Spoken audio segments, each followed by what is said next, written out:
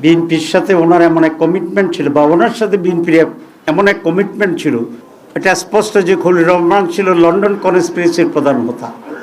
আমরা একজন ব্যক্তিকে ইন্টারিম গভর্নমেন্টের যিনি আমাদের প্রতিরক্ষা উপদেষ্টা ছিলেন, তিনি প্রথম দিনেই খলিলুর রহমান সাহেব পররাষ্ট্রমন্ত্রী হিসেবে শপথ গ্রহণ করছেন, যেটা তিনি তার আগের শপথের পরিপন্থী কাজ করেছেন।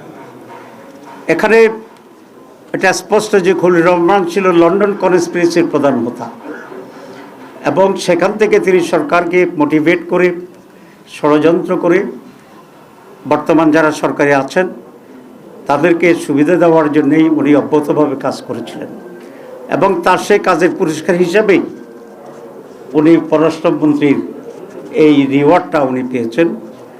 এতে আমি বিস্মিত হয়েছি বিএনপির ব্যাপারেও, কারণ বিএনপি কি এতই তার লোকজনের সংকট আছে যে একজন বিতর্কিত ব্যক্তি, যিনি ইন্টারিম গভর্নমেন্টে থাকার সময়ে বিএনপির নেতা সালাউদ্দিন সাহেবই তার বিরুদ্ধে বক্তব্য রেখেছিলেন এবং তাকে সরকারের থেকে বের করে দিতে বলেছিলেন।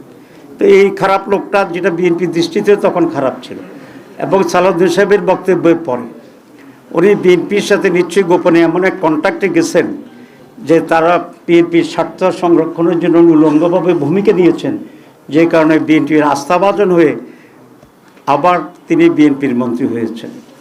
কারণ নিশ্চয়ই বিএনপির সাথে ওনার এমন এক কমিটমেন্ট ছিল, বা ওনার সাথে বিএনপির এমন এক কমিটমেন্ট ছিল যে উনি ইন্টারিম গভর্নমেন্টের থেকে বিএনপিকে হেল্প করবে নির্বাচনে, আর বিএনপির সরকার গঠন করলে ওনাকে মন্ত্রী বানাবে।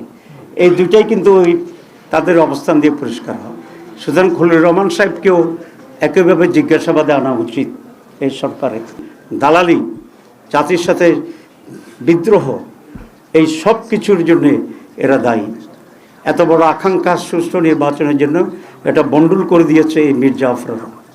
সুতরাং এই মীর জাফরদেরকে, খলিলুর রহমানকে আমি দাবি করব, সরকার যদি স্বচ্ছতার কিছুটা হইলেও পরিচয় করতে চায়, এবং সেই খলিলুর রহমান তো নিরাপত্তা উপদেষ্টা, আমি বলেছি ডিফেন্স অ্যাডভাইজার ছিল, নিরাপত্তার অ্যাডভাইজার ছিল, তো তাকেও মন্ত্রিসভা থেকে বের করে দেওয়া উচিত, এবং তাকেও জিজ্ঞাসাবাদে এনে ষড়যন্ত্র কী হয়েছে সেটাকে বের করা উচিত।